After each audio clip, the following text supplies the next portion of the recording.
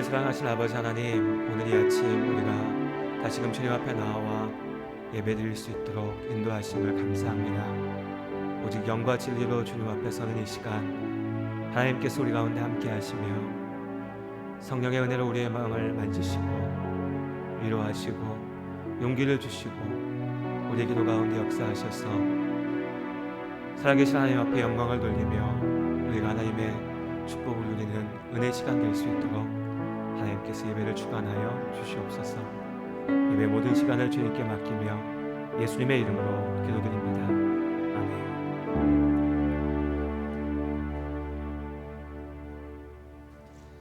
아멘. 우리 찬송가 623장으로 함께 찬양드리겠습니다.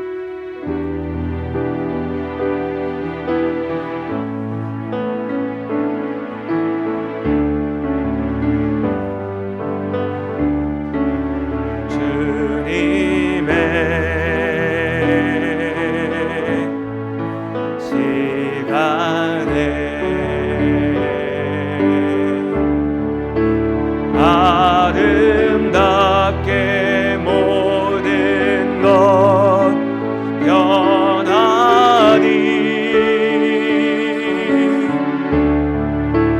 주님 나의 갈 길을 인도하여 주시니 주의 뜻을 따라서 살리라.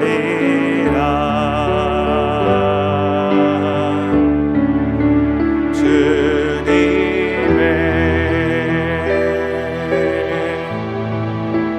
시간에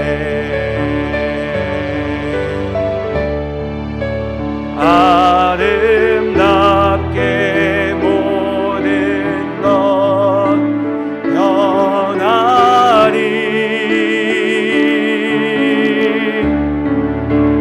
나의 정성 다하여 주를 찬송하오니 주의 뜻을 이루어 주소서.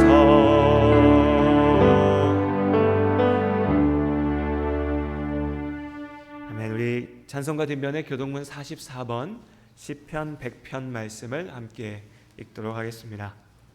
교동문 44번입니다.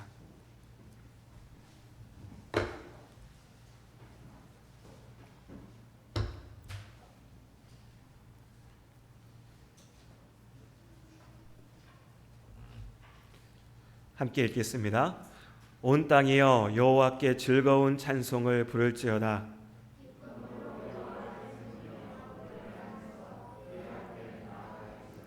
여호와가 우리 하나님이신 줄 너희는 알지어다.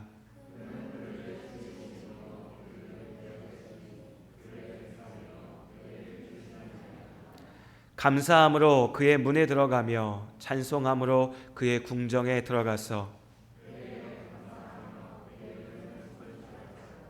여호와는 선하시니 그의 인자하심이 영원하고. 아멘. 우리 시간 사도신경으로 우리의 믿음을 함께 고백하시겠습니다.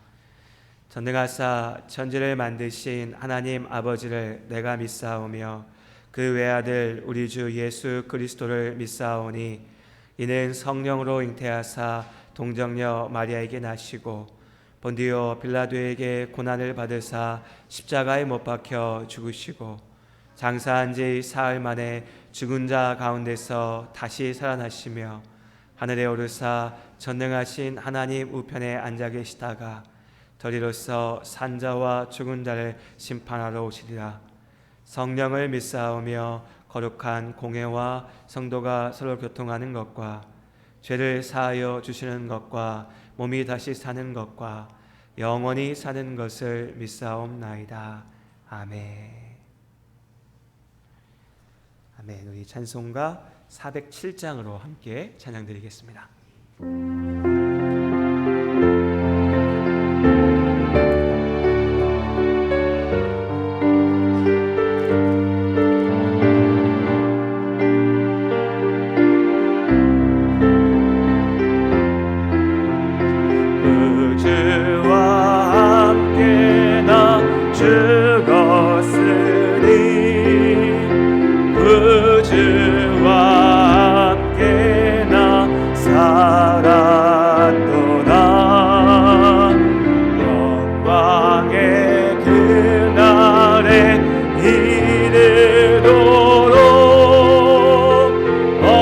언제나 주만 바라봅니다.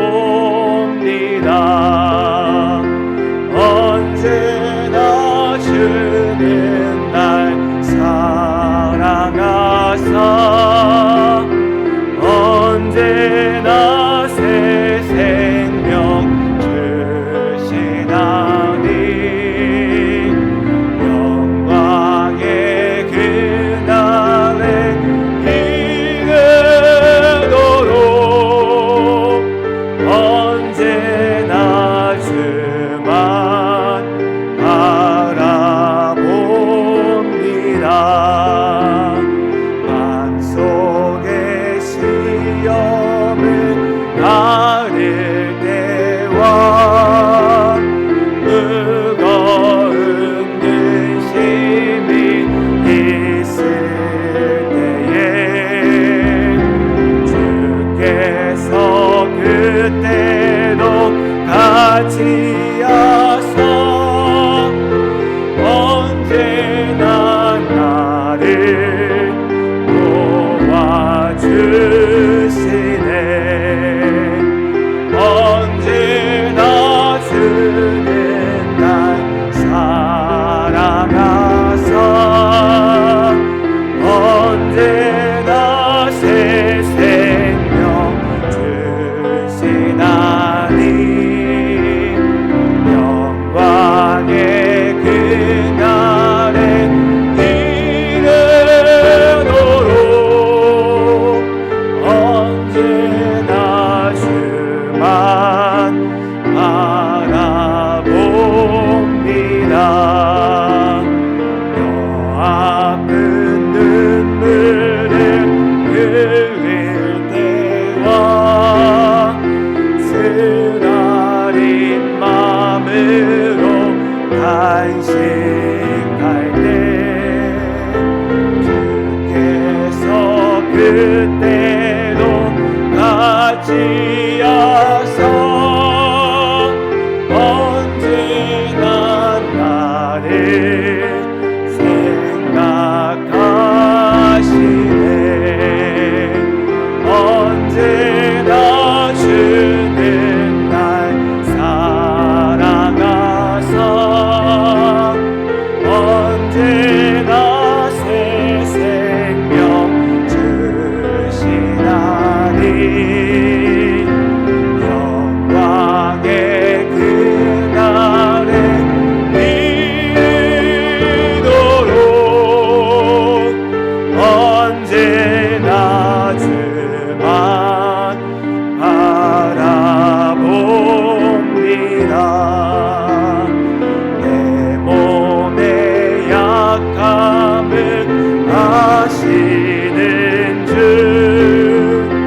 못 고칠 질병이 아주 없네. 괴로운 날이나 기쁜 때나 언제나 나와 함께 계시네. 언제나 주는 날 사랑하사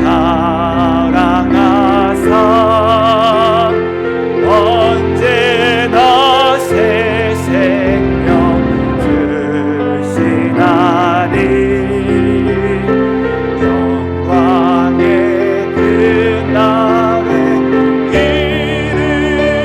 이르도록 언제나 주만 바라봅니다.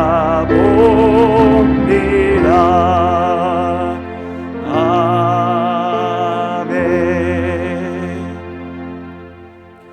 우리 시간 예배 가운데 함께 기도하는 시간, 기도의 자리로 나아가겠습니다.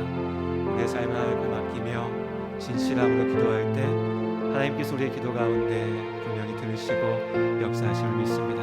네, 함께 하나님 앞에 기도드리겠습니다. 주여 아버지 하나님, 주님 앞에 나와 기도하는 이 시간 예배하는 자리 가운데 주님께서 함께 하시고 내게로 인도하시며 지키시고 붙잡으심을 믿습니다. 하나님 우리의 마음을 붙잡아주시고 오직 하나님의 사랑을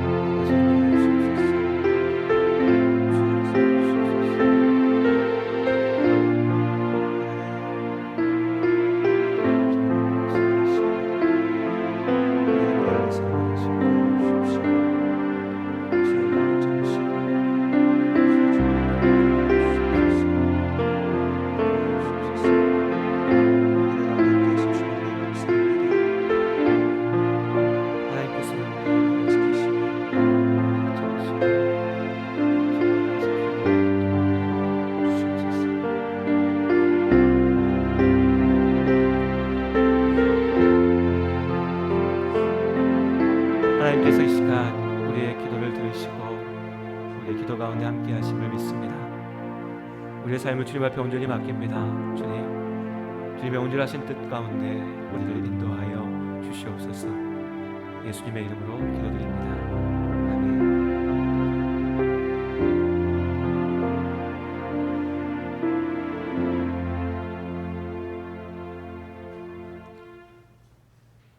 아멘. 우리 주일학교 학생들 자리에서 일어나서 선생님 함께 예배하는 자리로 가도록 하겠습니다.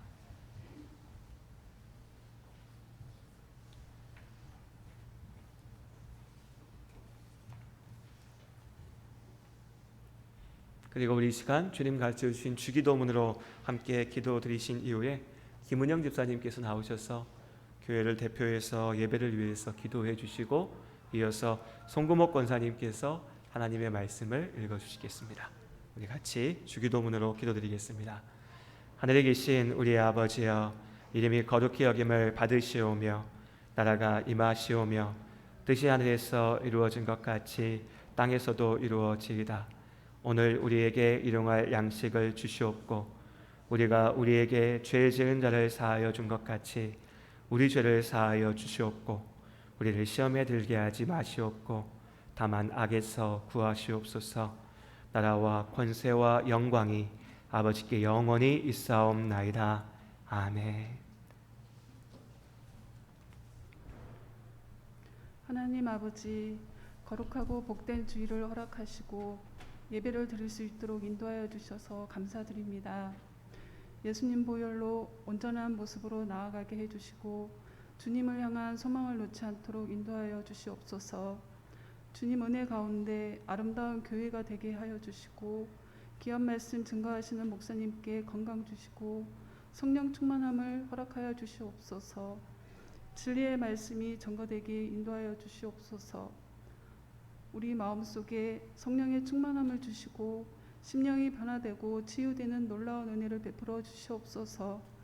주님의 크신 사랑과 은혜로 회복되는 복된 시간이 되기를 간절히 원하오며 우리 주 예수 그리스도의 이름으로 기도드립니다. 아멘.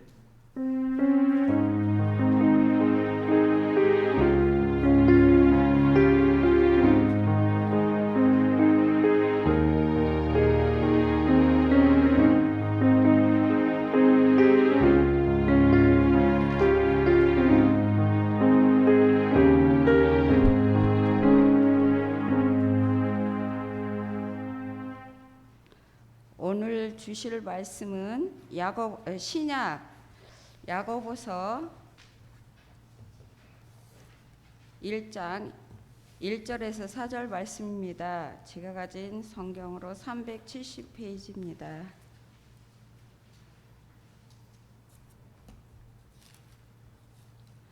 말씀 봉독하겠습니다. 하나님과 주 예수 그리스도의 종 야고보는 흩어져 있는 12지파에게 문안하노라. 내 형제들아, 너희가 여러 가지 시험을 당하거든 온전히 기쁘게 여기라. 이는 너희 믿음의 시련이 인내를 만들어내는 줄 너희가 알미라. 인내를 온전히 이루라. 이는 너희로 온전하고 구비하여 조금도 부족함이 없게 하려 함이라. 아멘.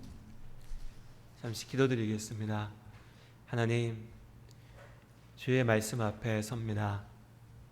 이 시간 하나님 앞에 말씀 앞에서는 우리 각자의 상황들이 있고 우리 각자의 마음의 상태들이 있습니다. 그러나 그 모든 것들을 이 시간 하나님 앞에 내려놓고 하나님의 말씀 앞에 귀를 기울이고 그 말씀 안에서 길을 찾는 우리가 될 수 있게 하여 주시옵소서.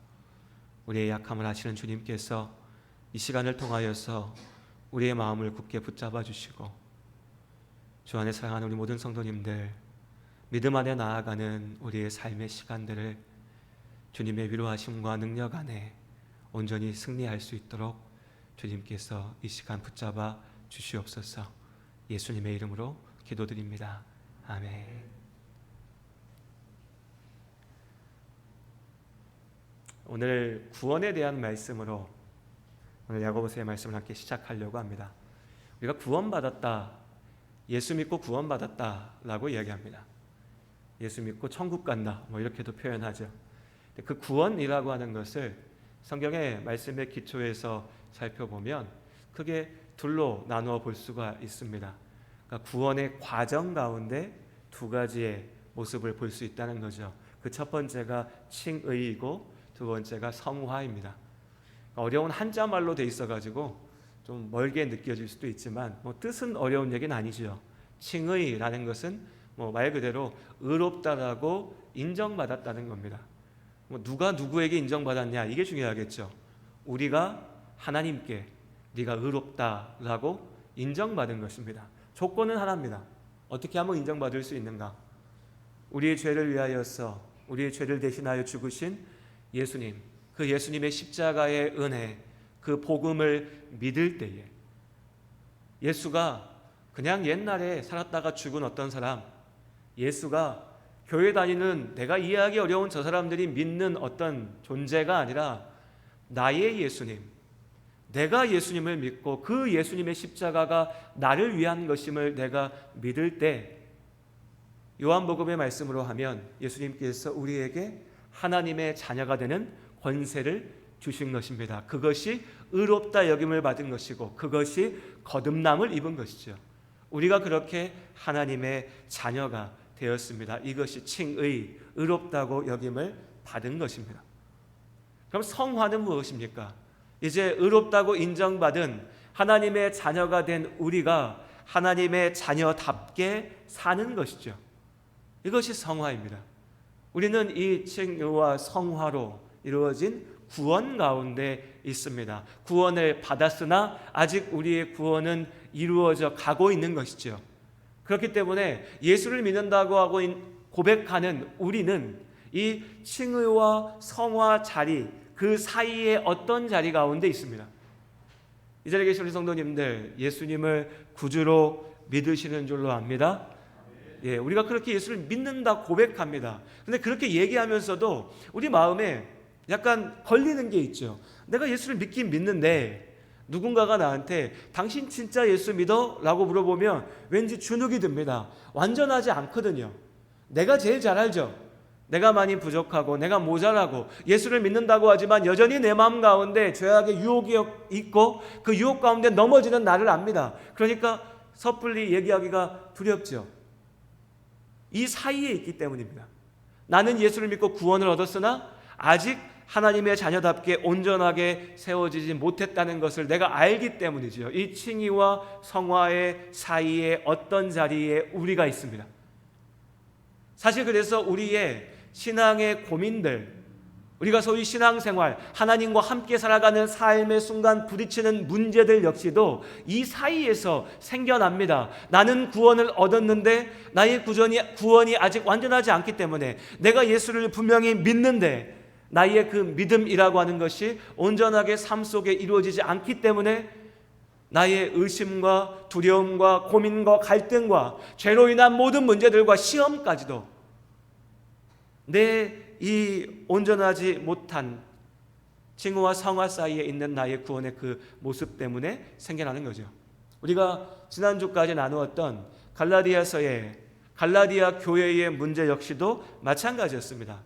그들의 문제는 칭의와 성화 사이에서, 그러니까 예수 믿고 구원받았는데 이제 내가 예수님의 자녀답게 살아야지라고 하는 그 길로 나갈 때 온전한 방향으로 가지 못하고 거꾸로 거짓 율법 교사들이 하는 말처럼 네가 특별한 무언가를 해야 구원받을 수 있는 거야. 네가 특별한 무언가를 행해야만이 하나님의 자녀다운 하나님의 자녀로 구원을 얻을 수 있어 라고 얘기하는 말에 현혹되어서 그 길을 쫓아간 것이죠. 내가 특별히 무언가를 더해야, 내가 특별한 무언가를 이루어야, 내가 특별한 공로를 쌓아야 하나님께서 나를 자녀로 인정해 주실 거야 라고 생각하고 쫓아갔죠. 사도 바울은 하나님께서 바울의 입을 통하여 뭐라 얘기하십니까? 이것이 거꾸로 가는 길이라고 말씀하십니다. 네가 예수의 복음으로 구원을 얻었다면 이제 구원받은 성도로 하나님의 자녀로 살아야 되는데 거꾸로 특별한 무언가를 하려고 하다 보니까 네 구원까지도 의심하고 있지 않느냐? 네가 하나님의 자녀 됐다는 그것까지도 온전히 붙잡고 있지 못하지 않느냐? 성화의 길을 잘못 가니까 거꾸로 칭의해. 내가 처음 예수를 믿었다고 하는 그 고백조차도 의심 가운데 던져지게 되는 것이죠. 이것이 갈라디아 교회의 문제였습니다. 사도 바울은 그들이 그 믿음의 시작을 다시 회복하도록 권면하고 외쳤지요. 너희가 오직 예수의 이름으로 구원을 얻은 것을, 성령의 인도하심으로 살아가는 것을 왜 모르느냐? 그것이 갈라디아 교회를 향한 바울의 입을 통하여 하나님께서 선포하신 하나님의 말씀이셨습니다. 그리고 오늘 이 야고보서의 말씀에서 우리는 이제 반대의 방향을 바라보게 됩니다. 많은 사람들이 예수를 안다고 얘기합니다. 예수를 믿는다고도 얘기하죠. 그런데 그 믿음, 그 하나님의 자녀됨에 합당한 삶을 살아내지 못합니다. 보이지 못하죠. 그냥 이 예수 믿는다는 말의 언저리에 머물러 있습니다. 어린아이의 믿음이죠. 예수님께서 말씀하신 그 어린아이와 같은 믿음을 가져라 라고 말씀하실 때 그 어린아이는 순전함으로, 의심하지 않는 믿음으로 하나님 앞에 나아가는 것이었다면, 지금 여기서 얘기하는 어린아이, 유아적인 믿음, 복음을 믿음으로 내가 구원받았어 라고 말은 하는데 정작 그 말이 삶으로 이어지지 않는 겁니다. 오늘 주일부터 해서 우리가 앞으로 몇 달 동안 나누게 될 이 야고보서의 말씀은 이제 말로만 믿는 사람들에게 하나님께서 말씀으로 살아야 된다라고 권면하시는, 명령하시는 하나님의 말씀인 겁니다. 그렇게 보면 우리가 나누었던 갈라디아서는 성화의 방향에서 너의 구원이 오직 믿음에서 온다는 것을 가리키고 있었는데, 이제 야고보서는 네가 예수를 진짜 믿는다면 제대로 살아라 라고 얘기하는 것 같으니까 서로 반대 방향을 보이는 것처럼 들려집니다. 하지만 결국 이 두 가지, 사실 성경의 모든 말씀들은 동일한 것을 이야기하죠. 사실 우리가 이미 갈라디아서에서도 나누었습니다. 구원받은 우리는 성령의 열매 맺는 삶을 살아야 됩니다. 그리고 야고보서의 말씀은 다른 어떤 것을 이야기하는 게 아니라, 율법의 행위를 이야기하는 것이 아니라 바로 그 성령의 열매를 이루는 삶, 우리의 삶 가운데 구체적인 성화의 길을 우리에게 보여주고 있습니다. 그런 관점에서 야고보서의 말씀을 읽어보면요, 우리가 지난 2달 동안 계속해서 매일의 묵상 시간 동안 잠언의 말씀을 나눠왔습니다. 잠언은 말 그대로 아주 구체적인 우리의 삶의 지혜에 대한 권면들이죠. 신약에서 야고보서가 어찌 보면 잠언과 비슷한 역할을 하고 있습니다. 야고보서의 한 구절 한 구절이 우리의 삶을 향한 구체적인 권면의 말씀들인 것이죠. 그렇게 우리가 앞으로 주일 예배 동안 이 야고보서의 말씀을 함께 읽어나가면서 실제적이고 그리고 아주 구체적인 우리의 삶의, 믿음의 삶의 기준들을 세워갈 수 있기를 바랍니다. 그리고 오늘 그 시작의 시간, 야고보서 1장 2절부터 4절까지의 말씀 가운데 우리가 믿음 안에 하나님의 자녀답게 살아가는 그 삶의 가장 중요한 힘, 가장 중요한 자세, 태도라고 할까요? 우리가 잊지 말아야 될 우리의 그 출발점으로서 예수님의 형제였던 야고보를 통하여 하나님께서 우리에게 주시는 말씀은 뭐냐면 인내하라는 겁니다. 인내하라. 인내. 오래 참으라. 성령의 9가지 열매 중에 있었지요. 오래 참으라. 인내하라. 고린도후서 1장에서는 이것을 견딘다라고 번역했습니다. 그 말도 참 좋은 것 같아요. 저는 개인적으로 이 견디다라고 하는 말이 더 좋은 것 같습니다. 견디다. 우리가 견뎌야 됩니다. 그럼 우리가 어떻게, 왜, 무엇을 위해서 견딜 수 있을까를 오늘 말씀 가운데 기억하는 것입니다. 2절의 말씀을 우리 함께 한 목소리로 읽어보겠습니다. 2절과 3절, 야고보서 1장 2절과 3절을 함께 읽겠습니다. 내 형제들아, 너희가 여러 가지 시험을 당하거든 온전히 기쁘게 여기라. 이는 너희 믿음의 시련이 인내를 만들어내는 줄 너희가 알미라. 아멘. 오늘 2절의 말씀이에요. 한 가지 우리의 기대를 꺾는 말씀이 있습니다. 우리가 기도할 때 그렇지 않아요? 우리가 보통 누구나 우리 모두가 기도할 때 많이 하는 기도의 제목 중에 하나가 하나님 내 삶에 어려움이 없게 하여 주시옵소서. 하나님 내 인생 가운데 고난과 아픔과 시련이 하나님 이제 충분하니까 앞으로는 없게 하여 주시옵소서. 우리 그렇게 기도하지 않습니까? 그러시죠? 안 그러십니까? 저만 그렇게 기도할까요? 저는 그렇게 기도합니다. 가끔 그런 마음이 들 때가 있습니다. 그런데 오늘 말씀에 보면요, 2절의 말씀에 보면 형제들아 너희가 여러 가지 시험을 당하거든 이라고 얘기합니다. 이렇게만 얘기하면 이게 딱 와닿지 않은데요, 이 당하거든 이라고 하는 이 말씀이 너희가 여러 가지 시험을 당할 때라고 번역될 수 있습니다. 당할 때 무슨 얘기입니까?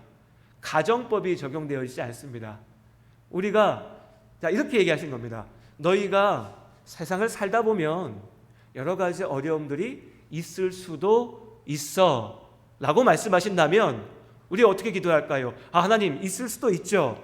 없을 수도 있잖아요. 내가 하나님 앞에 기도하니까 나한테 어려움이 없게 해주세요. 없어야 하나님이시죠. 우린 그렇게 기도한다는 겁니다. 그런데 오늘 말씀에는요, 너희가 삶을 살면 여러 가지 시험이 있다. 그때입니다. 기대가 무너집니다. 내 삶에 시험이 있을 수밖에 없구나. 내가 지금까지 살아오면서 부딪혔던 그 아픔도 괴로워 죽겠는데 이제 그 문제가 조금 해결되나 싶은데 또 시련이 있고 또 아픔이 있고 또 시험이 있다고? 있습니다. 우리 이걸 분명히 기억해야 됩니다. 어떤 분들은 자꾸 이걸 착각하고 넘어가려고 합니다. 예수 믿으니까 어려움이 없을 거야. 예수를 진짜 믿으면 아픔도 없어야지, 고난도 없어야지, 고통도 없어야지. 그렇게 착각하면 어느 순간 나에게 고난이 왔을 때, 아픔이 왔을 때 무너져 버립니다. 이게 뭐예요, 하나님? 내가 예수 믿는데 왜 나한테 고난이 있습니까? 내가 기도하는데 왜 나한테 문제가 있습니까? 하나님 가짜 아닙니까? 불평하고 원망하게 되는 거죠. 하나님께서는 우리에게 우리의 삶의 모습을 어떨 때는요, 정말 냉정하리만큼 분명하게 있는 그대로 보게 하십니다. 우리 삶 가운데 아픔이 있습니다. 시험이 있습니다. 시련도 있습니다. 예수 믿어도 있습니다. 참으로 하나님의 축복받은 삶 가운데도 있습니다. 내가 간절히 기도해도 그 기도 가운데 내 삶의 아픔이 분명히 있습니다. 우리의 인생의 문제는요, 시련이 있냐 없냐가 아니라 우리 모두에게 이 시련은 있을 텐데 죄악으로 무너진 이 세상 가운데 우리 삶 가운데 아픔은 있을 텐데 이 아픔을, 이 어려움을 우리가 어떻게 다루느냐죠. 어떻게 그 시련을 이겨내느냐, 넘어설 수 있느냐, 어떻게 그 아픔 속에서 무너지는 것이 아니라 그 아픔 가운데서 일어설 수 있느냐입니다. 물론 우리에게 위로가 있습니다. 하나님께서 우리에게 분명히 약속하셨습니다. 너희가 감당할 수 있는 고통만, 아픔만, 어려움만 겪게 하실 거라고 우리에게 약속하셨습니다. 말씀하셨죠. 그런데 이 말씀이 사실 그렇게 큰 위로가 안 됩니다. 왜냐하면 정말 나에게 진짜 아픔이 닥쳐왔을 때, 어려움이 닥쳐왔을 때, 우리 성도님들 지금까지 살아오시면서 부딪히셨던 그 어려움의 순간, 내 인생이 진짜 여기서 끝장나나? 어쩌면 내가 그냥 죽어버린 게 낫겠다라고 느껴지는 그 순간에 네가 감당할 수 있는 믿음만, 어려움만 내가 너한테 줄 거야 라고 하신 말씀은 위로가 잘 안 됩니다. 왜냐하면 지금 나의 이 아픔이 내가 감당하지 못할 어려움 같거든요. 그렇지 않습니까? 누가 어려움에 부딪혔는데 이건 내가 감당할 수 있을 거야, 하나님이 내가 감당할 만큼 주셨으니까 이건 넘어갈 수 있어 라고 생각하면 그건 사실 그렇게 생각할 수 있는 어려움과 문제는 아직 진짜 아픔이 아닌 겁니다. 아직 진짜 시험이 아닌 거죠. 진짜 어려움, 진짜 아픔, 진짜 시험은 그 모든 생각까지도 할 수 없는 정말 사망의 골짜기에 나홀로 던져진 아무것도 보이지 않는 어둠 속에 내가 혼자 엎드려져 있는 그런 상황인 겁니다. 내 인생의 모든 소망이 사라질 때, 내가 사랑하는 사람을 잃게 되었을 때, 내 몸이 병들어 무너질 때, 내 젊은 날을 바쳐서 쌓아온 것들이 한순간에 사라져버릴 때에, 내 주변에 아무도 남아있지 않을 때에, 내가 사랑하는 가족에게 아픔이 생길 때, 내 눈앞에 죽음이 닥쳐왔을 때, 그 순간 아무것도 보이지 않는 거죠.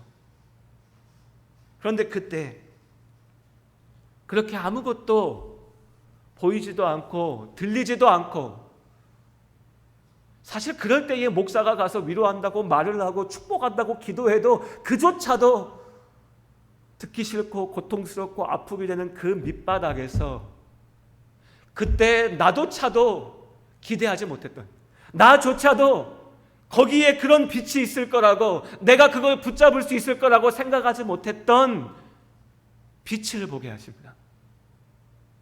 나도 붙잡을 거라 생각하지 못했던 그 하나님의 손길이 나를 붙잡고 계시고 나를 안고 계신다는 것을 알게 됩니다.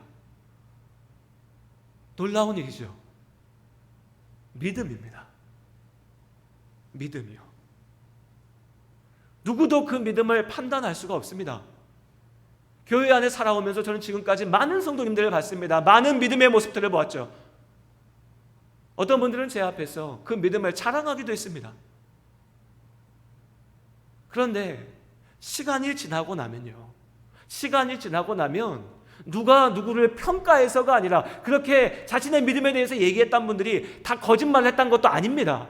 자신도 알지 못하는 거죠. 그런데 진짜 시련의 순간, 시험의 순간, 도전과 아픔과 어려움의 순간이 닥쳐왔을 때, 그때 진짜 나의 믿음이 보여지는 겁니다. 드러나는 거죠.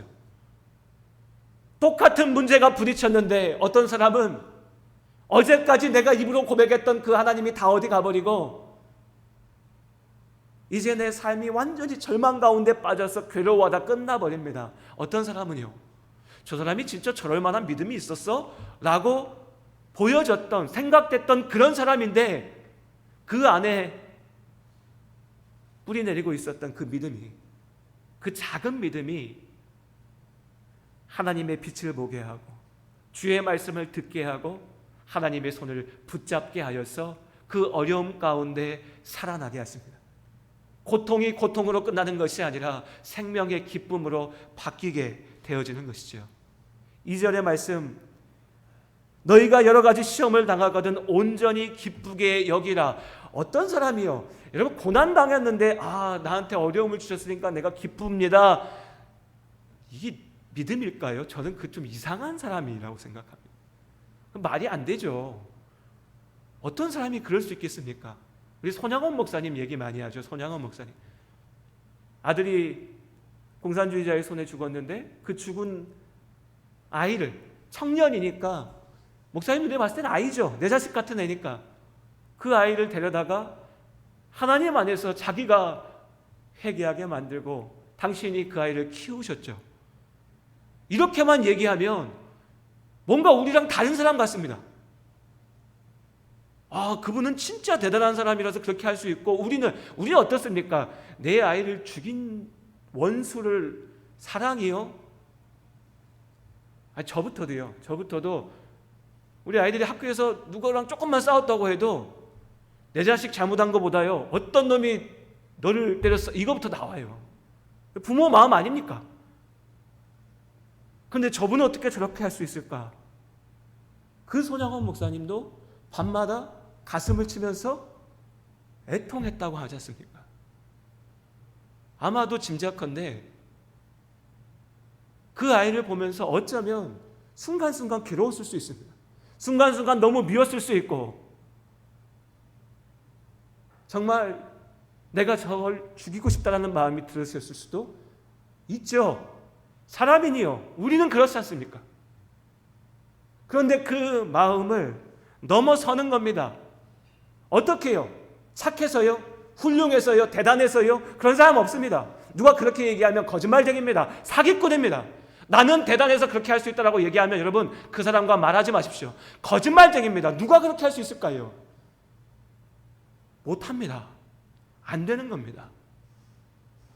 그런데 우리가 그 길을 걸을 수 있는 것은, 내 원수된 자를 사랑할 수 있는 것은, 아무도 나를 인정해주지 않아도 그 자리 가운데 나아가서 헌신할 수 있는 것은, 세상 누구도 인정해주지 않는 자리 가운데 나의 삶을 던질 수 있는 것은 내가 볼 수 있기 때문입니다. 오늘 2절에 너희가 시험 당하거든 그것을 온전히 기쁘게 여기라고 하신 이 말씀을 좀 바꿔서 제 마음대로 바꾼다는 것이 아니라 성경의 원어의 구절을 해석할 수 있는 틀 가운데 보면 이것의 보다 온전한 뜻을 이렇게 얘기할 수 있습니다. 너희가 기쁨으로 그것을 바라보아라. 여기라 라고 하는 것이 바라보아라, 보아라.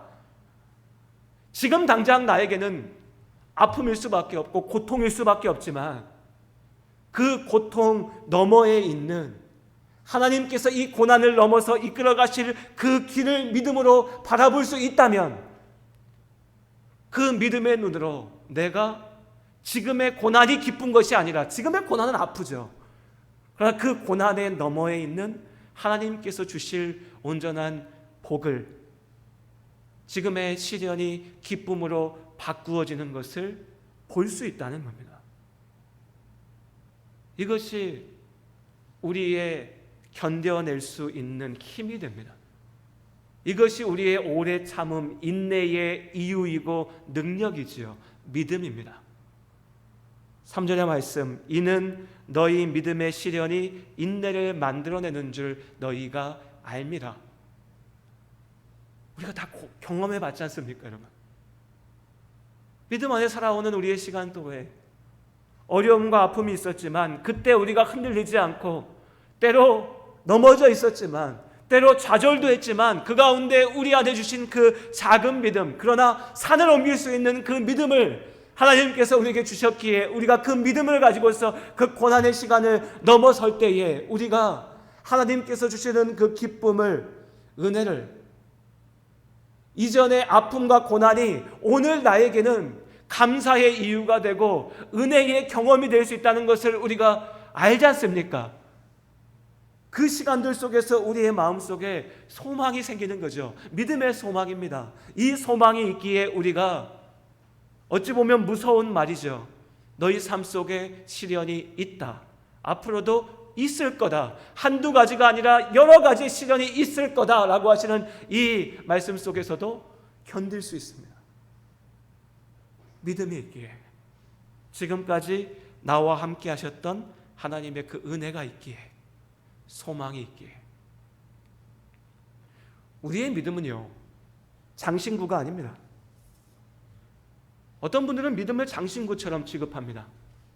나 세상에서 내 힘으로 열심히 살고 잘 살고 열심히 노력해 살고 성공도 했고 인정도 받고 내 주변에 사람도 많고 이렇게 내 인생 살아가는데 거기다 하나 더, 나 예수도 믿어, 나 하나님도 믿어, 하나님이 나 복 줄 거야.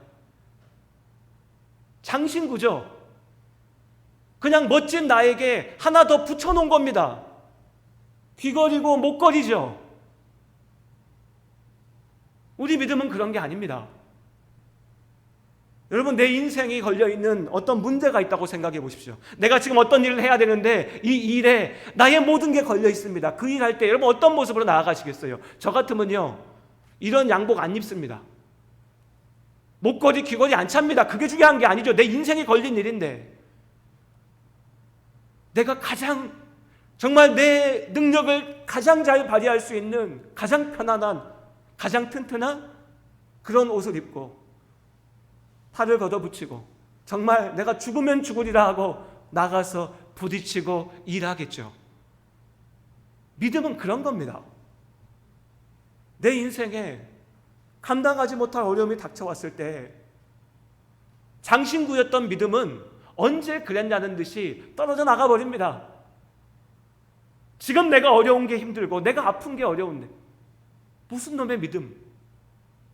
진짜 믿음은 그 아픔 속에 나를 살게 합니다. 그 아픔 속에서 내가 숨 쉴 수 있게 하고 그 아픔 속에 내가 길을 보게 하는 것이죠. 그 믿음이 있기에 우리가 견딜 수 있습니다.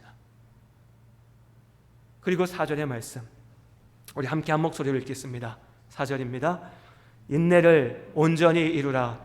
이는 너희로 온전하고 구비하여 조금도 부족함이 없게 하려 함이라. 아멘. 오늘 4절의 첫 번째 구절도 역시 조금 깊게 보면요, 인내를 온전히 이루라 이렇게 되어 있는데, 이 말은 사실은요, 이렇게 이해하는 게 더 그 뜻이 정확하게 이해될 것 같습니다. 너희가 인내로서 온전한 일을 이루라, 이렇게 해요. 우리의 견딤이, 우리의 오래 참음이 우리를 통하여 하나님께서 이루고자 하시는 그 일을 온전히 이룰 수 있게 한다는 겁니다. 하나님의 일이 그렇습니다. 믿음의 삶이 그렇죠. 성화의 삶이 그렇습니다. 한순간의 말로는 누구나 할 수 있습니다. 누가 예수 제일 잘 믿을까요? 누가 예수 제일 잘 믿는 것처럼 보일까요? 요즘엔 그렇지도 않은 것 같은데, 예전에 제가 어릴 적에 보면 제일 예수 잘 믿는 것처럼 보이는 사람이 누구냐면 수련회 갔다 온 중고등학생들입니다. 그렇죠? 네. 평생 기도도 안 하던 아이들이 수련회만 갔다 오면 막 기도원 가서 막 밤새서 기도하고 막 찬양을 막 하고 이러고 오니까, 그 주일날은요, 저도 그랬습니다. 네. 그 주일날은 막 할렐루야, 나만 하나님의 사람입니다. 네. 왜 우리 목사님 설교는 수련회 강사님 설교만큼 은혜롭지 못할까? 왜 우리 장로님, 권사님들은 설교 시간에 조실까? 나는 이렇게 깨어 있는데, 나는 막 날 새서 기도하고 왔는데 왜 우리 선배들은 이렇게 못할까? 막 이래요. 얼마 가죠? 딱 3주 갑니다. 네, 딱 3주 가요. 비슷한 게 있습니다. 예전에, 역시 마찬가지입니다. 예전에 부흥회 갔다 오신 성도님들, 어디 교회에서 부흥회 한다고 그러고 막 쫓아가서 부흥회 막, 그 주는 막 한 달은 교회가 시끄러워요. 막 불 받아서 우리 이것도 해야 됩니다, 저것도 해야 됩니다. 얼마 못 가요. 오히려 싸움이 나고 갈등이 생기고 분열이 생깁니다. 진짜 믿음은 말로 하는 거 아닙니다. 진짜 믿음은 내 삶으로 증거하는 겁니다. 하나님의 일도 마찬가지죠. 1년, 여러분, 신천지가 교회에 들어와서, 정통교회에 들어와서 무너뜨리려고 할 때 몇 년 동안도 그 교회에 충성된 일꾼처럼 일한다고 해요. 그 사람 입장에서 보면요, 그 신천지 추수꾼이라고 하죠. 그 사람 입장에서 보면 앞에서 설교하는 목사도 사기꾼이잖아요. 그 사람 입장에서 보면 옆에 있는 성도들도 전부 다 악에, 사탄에 빠져있는 사람들이잖아요. 그런데 그 속에 들어가서 그 사람들과 똑같은 모습을 하는 겁니다. 사람이 열심히 그런 겁니다. 할 수 있습니다. 1년, 2년, 10년도 할 수 있습니다. 그러나 결국에는 내 진짜가 드러나게 됩니다. 결국에는 내 믿음이 드러나게 되는 것이죠. 하나님의 일을 한다, 내가 교회를 섬겼다, 내가 교회를 지켰다, 내가 교회를 세웠다, 말은 다 할 수 있습니다. 우리는 분명히 그 일을 하고 있죠. 하나님께서 우리에게 맡기신 소명이요. 그런데 그 소명을 온전히 이루기 위해서 우리에게 필요한 것은요, 가장 중요한 것은 똑똑한 것, 능력 있는 것, 잘난 것, 세상에 성공한 것, 돈 많은 것, 이것도 아니고요, 믿음으로 오래 견딜 줄 아는 겁니다. 믿음으로 오래 견디는 겁니다. 나의 방향이 맞다면, 하나님의 말씀 앞에 온전한 방향을 내가 걸어가고 있다면 견디는 겁니다. 믿음으로 나에게 맡기신 일을 견디며 해나가는 겁니다. 나에게 맡기신 사람들을 견디면서 사랑하는 겁니다. 나에게 맡기신 교회를 견디면서 지키는 겁니다. 그게 믿음이고, 그게 하나님께서 맡기신 소명을 온전하게 이루는 길입니다. 우리 모든 성도님들, 이 분명한 말씀을 기억하며 멈추지 말고 견디며 나아가시기를 바랍니다. 그리고 오늘 4절에 너희로 온전하고 구비하여 조금도 부족함이 없게 하려 합니다. 이게 어떻게 가능할까요? 우리가 완전해지는 것, 이것이 구원의 완성입니다. 하나님 나라죠. 하나님의 온전하신 축복입니다. 우리의 믿음이 그렇다는 겁니다. 우리의 구원이 그렇다는 겁니다. 우리의 구원은요, 오래 참음으로, 오래 견딤으로 비로소 열매 맺습니다. 하나님 나라는 내가 지금 이 순간에 나 예수 믿어 하고 그 순간 끝나는 것이 아니라 예수 믿는 내가 오래 견딤으로써 주의 말씀을 붙잡고 살아날 때 비로소 우리 안에서 이루어지는 것, 비로소 하나님께서 우리에게 보이시는 것입니다. 그 하나님 나라의 참된 은혜를, 참된 축복을 믿음으로 누리시기를 주님의 이름으로 축복합니다. 저는 산을 좋아합니다. 우리 성도님들 이미 아시는 것처럼 몇 번 말씀드렸어요. 왜 좋아하냐면요, 산에 가면 계절마다 다 달라요. 똑같은 산도 봄, 여름, 가을, 겨울이 다르죠. 사실은 멀리 갈 것도 없이, 저도 요즘에 많이 산책하고 우리 성도님들도 많이 하시는데, 우리 그냥 요천변만 봐도 날마다 산책하다 보면 계절마다 모양이 다릅니다. 우리가 그것을 보지 않을 뿐이죠. 우리 인생을 생각해 봅니다. 우리 삶도 10대에 내가 바라봤던 삶과 20대, 30대, 40대, 50대, 60대, 70대 인생의 노년에 접어들었을 때 그 각각의 시대마다, 그때마다 우리의 삶의 모습들도 다르게 보입니다. 내 인생이 정말 막 어마어마하게 바뀌어서가 아니라요, 내가 그 시간을 겪어오면서 바뀌게 된 겁니다. 어제 나에게 너무나 아팠던 문제가 오늘 나에게 아무런 문제가 아닐 수도 있습니다. 우리 작년, 노년 성도님들 건강이 최고다라고 말씀하시는데, 아무리 말씀하셔도요, 제 경험에 그렇습니다. 30대 이하로는 귀에 안 들어옵니다. 아직 모르거든요. 저 이제 조금 알 것 같습니다. 건강이 중요하구나. 다 필요 없고 가족이, 내가 세상에 나가서 만나는 사람들 성공이 중요한 게 아니라 내 곁에 함께하게 하신 내 가족이, 믿음의 사람들이 중요하다라고 하는 이 말을요, 20대들은 이해 못합니다. 10대들은 더 이해 못하죠. 지금 우리 엄마 아빠가 세상에서 제일 답답한데요. 지금 내 주변의 어른들이 제일 미운데요. 친구들이 제일 좋은데. 시간을 보내면 그때 보이죠. 그런데 시간이 지나고 나면 이전에 내가 몰랐던 아픔이 다가옵니다. 우리 중고등부 청년들하고 얘기할 때 죽음을 얘기하면요, 관심 없습니다. 모르죠. 그렇죠. 그게 자연스럽죠. 저 나이 때 그걸 안다는 것도 어떻게 보면 슬픈 일이죠. 관심 없어요. 몰라요. 나랑 상관없는 일입니다. 그런데 어느 순간 시간이 지나가다 보면 이 죽음이라고 하는 것이 나에게 와닿기 시작합니다. 남의 일이 아니거든요. 내 사랑하는 사람들의 일이 되고 나의 일이 됩니다. 절망 가운데, 고통 가운데 빠진다는 것이 무엇인지 절실히 느끼게 되죠. 이렇게 상황마다 우리 앞에 펼쳐지는 여러 가지의 시련과 어려움과 아픔이 있습니다. 그런데 그 아픔 속에 내가 견디어낼 때, 믿음으로 견디어낼 때 그 어둠 속에 빛이 보이고 그 어둠 속에 나를 붙잡으시는 하나님의 손길이 보입니다. 그 어둠 속에서 하나님을 바라보는 것이죠. 우리가 지금 이 자리에 함께 있습니다.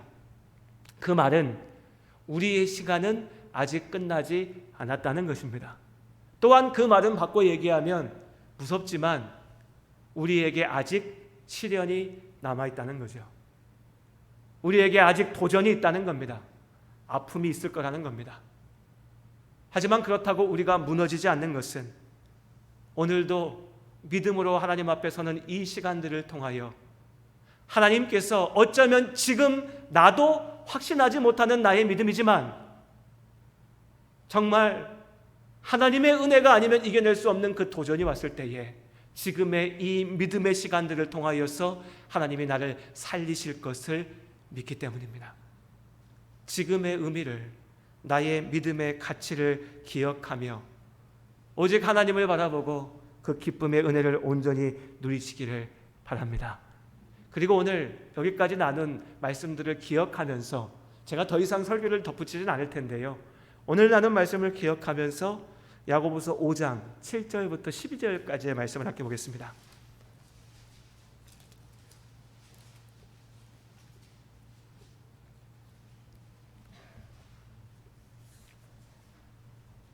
야고보서 5장 7절부터 11절까지 말씀,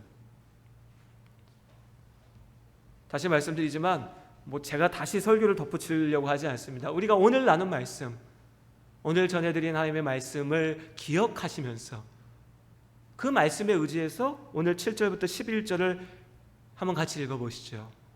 저와 여러분이 한 절씩 읽도록 하겠습니다. 그러므로 형제들아, 주께서 강림하시기까지 길이 참으라. 보라, 농부가 땅에서 나는 귀한 열매를 바라고 길이 참아 이른 비와 늦은 비를 기다리나니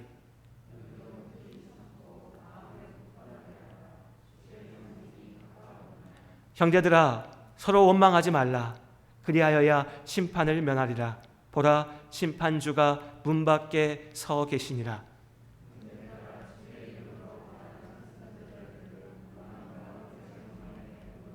11절 같이 읽겠습니다. 보라, 인내하는 자를 우리가 복되다 하나니 너희가 욥의 인내를 들었고 주께서 주신 결말을 보았거니와 주는 가장 자비하시고 긍휼히 여기시는 이이시니라. 아멘. 우리 앞에 믿음의 본이 있습니다. 오래 참음의 견딤의 본이 있죠. 그 중에서도 오늘 말씀에 욥의 인내를 우리에게 말씀하십니다. 이 시간 욥의 이야기를 다 할 수는 없겠죠. 다만 한 구절, 욥이 하나님 앞에 고백했던 욥의 고백을 한 구절 읽고 오늘 말씀을 마치겠습니다. 욥기 23장 10절 말씀입니다. 구약 성경 욥기 23장 10절의 말씀입니다.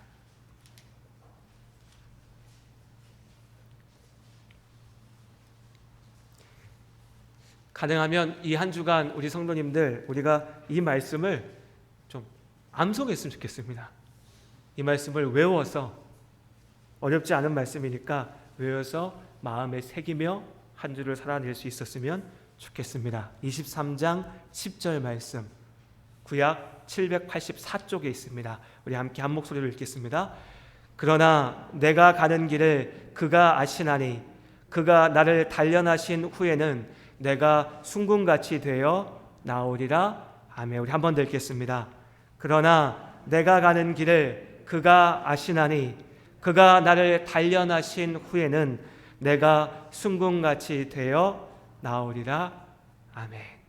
이 말씀을 마음에 새기는 오늘 주일 이 한 주간이 될 수 있기를 바랍니다.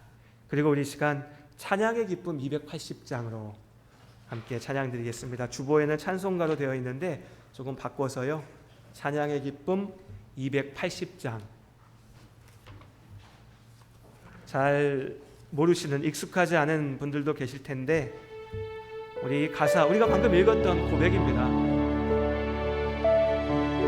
이 말씀의 고백을 노래로 고백하고 나눈 말씀을 기억하며 우리 시간 함께 하나님 앞에 잠시 기도했으면 좋겠습니다. 특별히 우리 가운데 지금 감당하기 어려운 문제 가운데 부딪혀 있는 성도님들 계시다면 오늘의 말씀이 하나님께서 주시는 위로이고 하나님께서 주신 답이기로 합니다.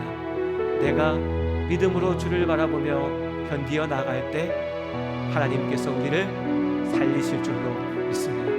우리 같이 280장을 찬양하고 기도하겠습니다.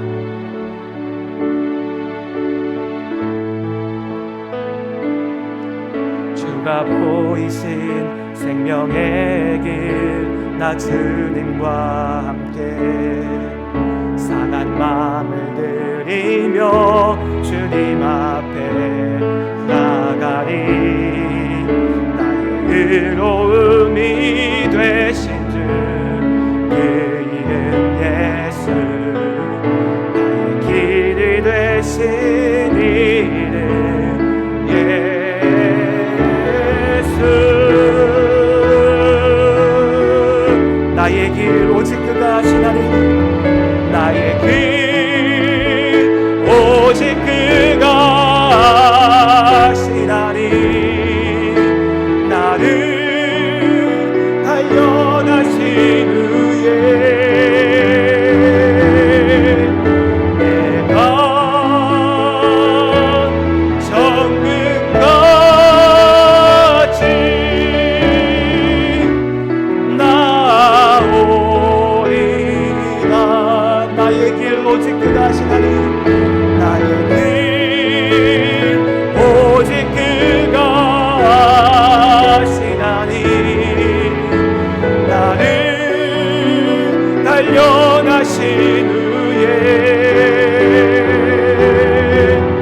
내가 정금같이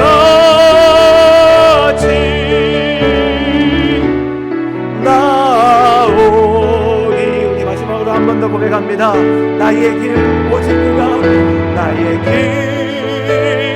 오직 그가 하시나니 나를 단련하신 후에 내가 정금같이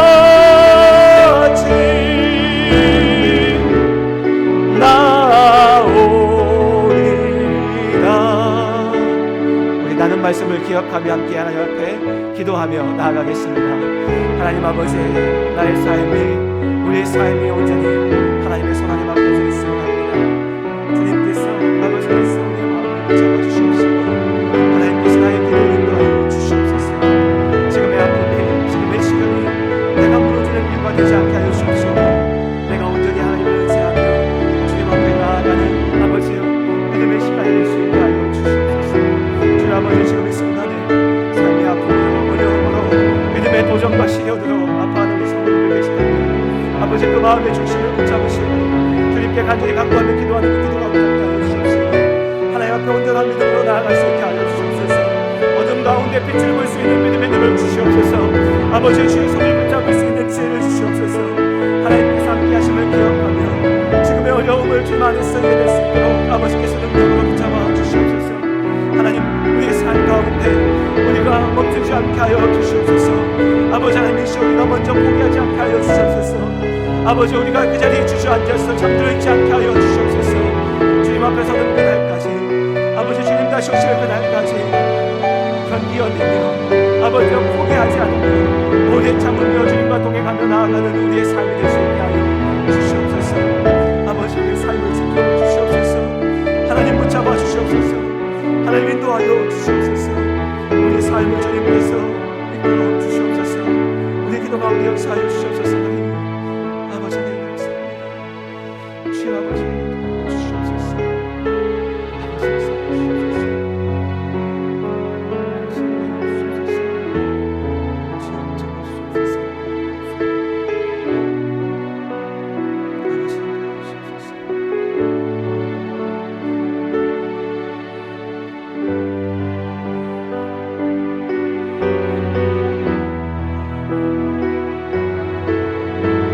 삶이 온전히 주님 안에 있습니다. 이 분명한 믿음을 잊지 않고 놓치지 않고 오래 참으며 믿음으로 견디며 나아가는 우리의 삶이 될 수 있게 하여 주시옵소서. 하나님의 위로 안에 힘을 얻고 하나님의 능력 가운데 길을 찾습니다. 주님, 우리와 함께하여 주시옵소서. 예수님의 이름으로 기도드립니다.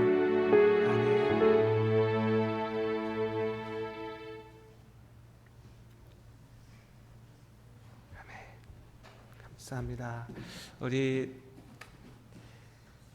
교회 소식 먼저 간단히 말씀을 드리겠습니다. 다른 특별한 소식은 없고요. 주보를 참고해 주시면 좋으실 것 같고, 하나만 광고 드리면, 제가 지난 주일에 우리 이 가정들 위해서 기도해 주시라고 부탁드렸었는데요. 우리 황정현 집사님, 양소라 성도님 가정에 출산 앞두고 있고, 또 우리 김일호 집사님, 김영자 집사님 따님 되는 김진솔 사모님 가정에 또 출산 앞두고 있어서 기도해 주시라고 했는데, 기쁜 소식이 주중에 들려왔습니다. 우리 소라 자매가, 양소라 자매가 출산을 잘 해가지고요, 둘째 아이를 낳았습니다. 황예준이라고요, 아들을 낳았고요. 그리고 우리 김일호 집사님 가정에도 손자가 태어나서 김세본이라고 합니다. 그래서 우리 김일호 집사님, 김병자 집사님 할아버지 할머니 되신 거 축하드리고요. 그다음에 우리 황정현 집사님 내외는 지금 아직 병원에 입원해 있어가지고요, 이번 주까지 같이 있고 다음 주에는 아마 황정현 집사님 와서 같이 인사할 수 있을 것 같습니다. 아무튼 뭐 얼굴 보기 전에라도 기쁘고 축하하는 마음들 전해주시면 좋을 것 같고요. 아이와 엄마 건강 위해서 좀 계속해서 기도해 주시기를 부탁드리겠습니다. 그리고 오늘 예배 후에 운영위원회 잠시 모이겠습니다. 운영위원 되시는 우리 중직분들 1층에 사랑방에서 중고등부가 있으니까 안 되겠네요. 1층에서 함께 모이겠습니다. 네, 함께 기억해 주시기 바랍니다. 네, 우리 앞뒤 옆에 계신 분들 인사 한번 나눌까요? 반갑습니다. 사랑합니다. 반갑습니다. 사랑합니다. 반갑습니다. 주님의 안에 반갑습니다. 사랑합니다. 축복합니다. 은혜로운 주일 기쁜 날입니다. 오늘은 좀 덥긴 한데 어제 오늘 좀 선선한 것 같아요. 공기가 그래서 습하지 않아서요. 그래도 이제 장마가 다가오고 더위가 다가오는데 건강 잘 챙기시고 믿음으로 나아가는 시간들 되시기를 다시 한번 주님의 이름으로 축복합니다. 우리 찬송가 630장으로 함께 찬양 드리고요. 축도로 예배를 마치도록 하겠습니다.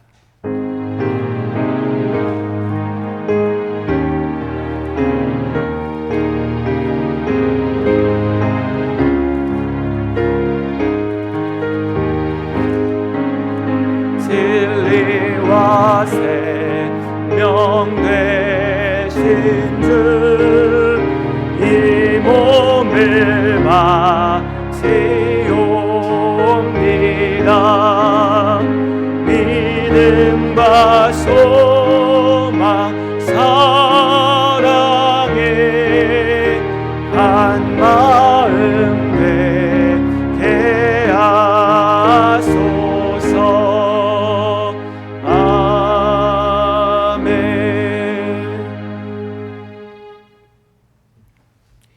이제는 우리 주 예수 그리스도의 크신 은혜와 아버지 하나님의 한없는 사랑하심과 성령님의 역사하시고 교통하심이 믿음으로 살아가는 우리 모든 성도님들의 삶 가운데 축복으로 주신 가정 위에 우리가 함께 지켜가는 우리 예담 교회 위에 이제부터 영원토록 함께 하시기를 축원하옵나이다. 아멘.